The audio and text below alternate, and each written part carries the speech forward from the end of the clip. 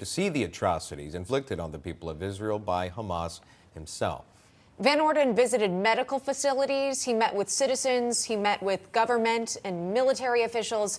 The congressman saying he was on a fact-finding mission amid Israel's ongoing war with Hamas. Congressman Van Orden of Wisconsin joins us now, again, served as a Navy SEAL. Congressman, you've described the devastation in the aftermath of the attacks of Hamas as, quote, ISIS times 1,000. What are you referring to when you say that? I have multiple combat tours as a Navy SEAL. I've served around the world for an extended period of time. After 26 years, I retired. And the things that I was exposed to in Israel, that the atrocities committed by Hamas, is simply difficult to describe. It was so incredibly horrific. The intentional acts that Hamas took to specifically target civilians, women and children and infants, and to slaughter them like a way that Jews have not been slaughtered since the Holocaust. And we've got to remember that these were intentional acts. We found maps, the IDF has found maps in the Mossad where specific houses were targeted, where civilians were. They were told to dismember bodies while they're alive in some cases. They threw living babies into ovens as they gang raped their mothers after murdering their fathers. I spoke to the people that picked up these decapitated infants that people in the United States are denying didn't exist. So it's absolutely horrific. And the story has to be told again and again and again because people are denying that it took place.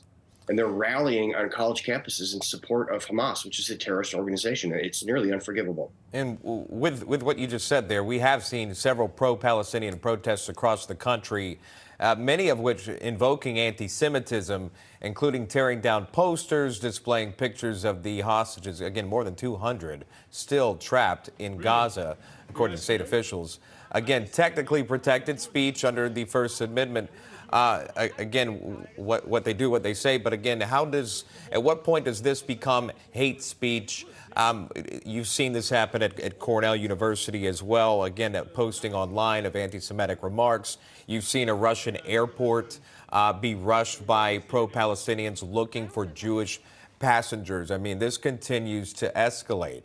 Where do you see this going? Is it in the messaging about this war? What are your thoughts on that? The Biden administration and the Democrat Party writ large need to come out forcefully and condemn Hamas. They must forcefully condemn all of these protests that are taking place. And they need to put their money where their mouth is. There's no reason any public university should receive a single dime of taxpayers' dollars when they're allowing these pro-genocide protests to take place. At George Washington University, they projected on one of the walls of a building, it said, from the river to the sea. And what that means is from the Jordan River to the Mediterranean Sea, eradicating all Jews. That's calling for genocide. It's calling to do the Holocaust again. So the problem is we have members of the Democrat Party who are sitting members of Congress, including one from the state of Wisconsin, Madison, his name is Mark Pocan, who are actively supporting terrorist organizations with these anti-Semitic tropes. If someone were to wear a Klan hood into the floor of the House of Representatives, they'd be rightfully thrown out on their ear. So why is it okay to support these anti-Semitic, pro-genocide organizations? It's just not okay. And the time to tell the truth is now, and the time to tell it forcefully is now.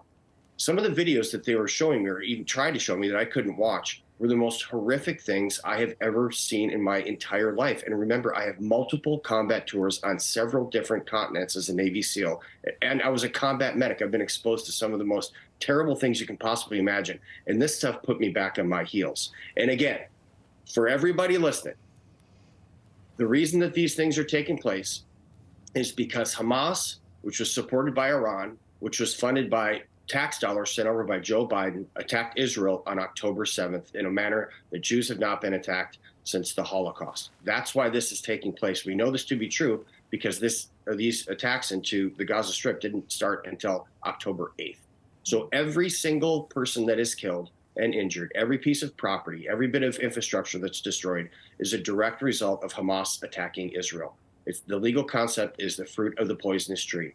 They committed this act, and all subsequent actions are tied back to that single act, and they're culpable for all of them. There is no equivocation. Congressman, we know some of your House GOP colleagues plan to come back later this week to vote on additional aid to Israel at this point. Do you believe more can be done to support Israel, again, our greatest ally in the Middle East? Absolutely. And I have the greatest confidence in our members of the House Foreign Services Committee, on the House Armed Services Committee. Right now, they've been working these packages back and forth, and we're communicating to see that to make sure that we have the appropriate amount of aid hyper-focused to where it's needed for Israel right now. So that's going to take place. And again, my colleagues in the House of Representatives are doing an outstanding job of getting these initial packages together, and then we'll all sit and proof them to make sure that we can hit it from all the different avenues, to make sure that, again, every single tax dollar that gets sent to Israel is hyper-focused. And here's something very interesting that Speaker Johnson is doing. We're offsetting all of these dollars going to Israel, which means that this package going to Israel will be paid for. It won't add additionally to our debt, which is, of course, out of control. But we cannot allow the state of Israel and the Jewish people to be eradicated. It's an embarrassment. It's a stain on humanity. Hamas is equal to the Nazi Party. What they did to Jews, and the people that are supporting Hamas are no better than Nazis. And interestingly enough, I haven't seen a single, Antifa person fighting against these protests that are calling for the destruction of Jews. Have you seen any? Because I haven't. All right, we'll have to leave it right there. Again, no shortage, though, of pro-Palestinian protests that we've seen across our country and across the world. Congressman Derrick Van Orden joining us live on the program. Thank you, sir. We appreciate your time. You're welcome. You take care. You too.